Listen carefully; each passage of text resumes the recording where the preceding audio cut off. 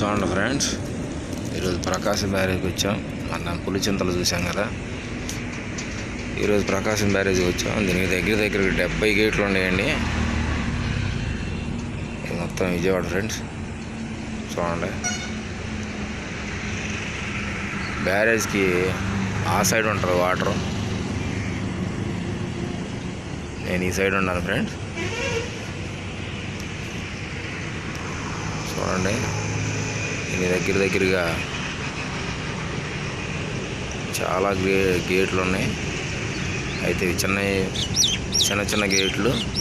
మనం చూసిన పల్నాడు జిల్లాలో గేట్లు అవి చాలా పెద్ద గేట్లు.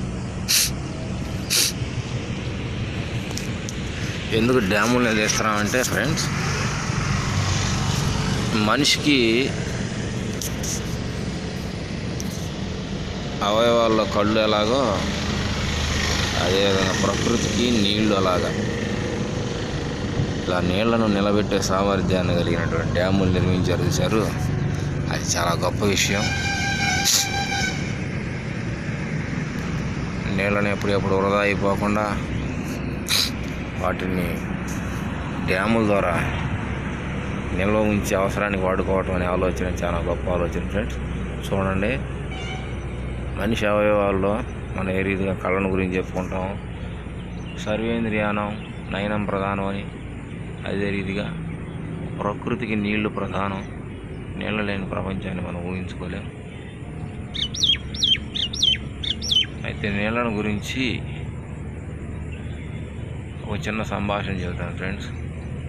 దేవుని వాక్యంలో నుంచి చెబుతాను ఒక సంభాషణ. ఆయన ఆకాశం నుండి నీళ్లను కురిపించుతున్నాడు, వర్షమును కురిపించుతున్నాడు, భూమిని తడుపుతున్నాడు, దాని గనిములను చదును చేస్తున్నాడు.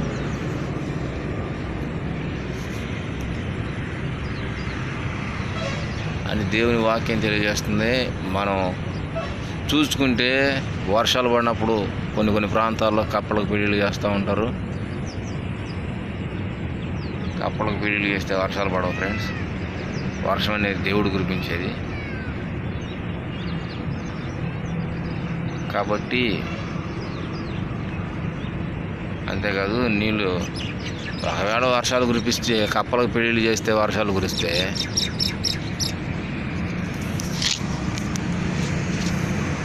బాగా వర్షాలు ఎక్కువైపోయినాయి అనుకోండి, అప్పుడేం చేస్తారు?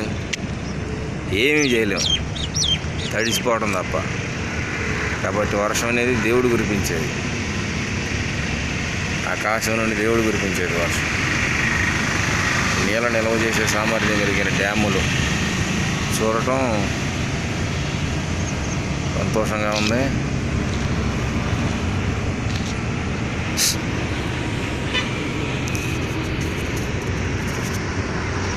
సమస్త ఘనత దేవునికే కలుగును గాక.